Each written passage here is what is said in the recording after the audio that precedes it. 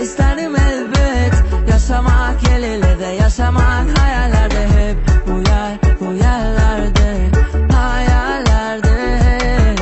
Haksızken haklı herkesi merkez, kesiyor birisini geçmişin hayaletiyle. Ne zor bu yerlerde hayal etmek bile.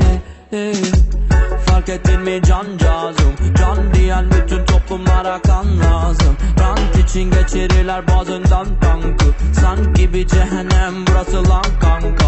Cakvız ve ezel Almanya'dan canlı yayın, kış gelir sokaklar karlı, kayın ormanında yurduma uğramadım, 7 ay bile yeter.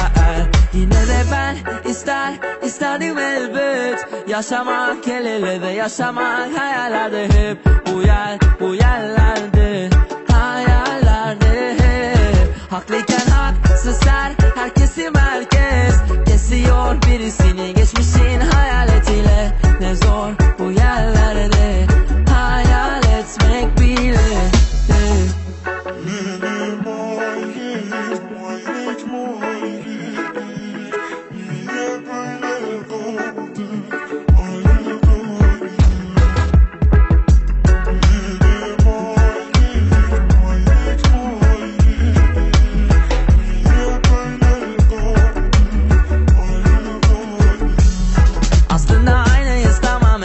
Şeylerle güler ağlarız, hem üzdüm isem eğlencem. Farklılığımız dualarda, dille saysam daha fazla farkımız kalır mı? Aynı topraktan yetişmiş bir ormanız, bir ağaç gibi hür. Niçin yağmur yerine hep kanla sulanır? Geçmiş kapkaranlık, geleceğimiz bulanık. Kimse istemez demez bir orta bulalım. Hep mazlumun üstüne düşer bombalar, tüm taraflar ırkçılığını pompalar. Keşke iletişebilsek zaman dolmadan, keşke biz sevişebilsek savaş olmadan. Yine de ben isterdim elbet yaşamak, el ele de yaşamak, hayallerde hep bu yerlerde, hayallerde hep. Haklıyken haksız herkesi merkez, kesiyor birisini geçmişin hayaletiyle. Ne zor bu yerlerde hayal etmek bile.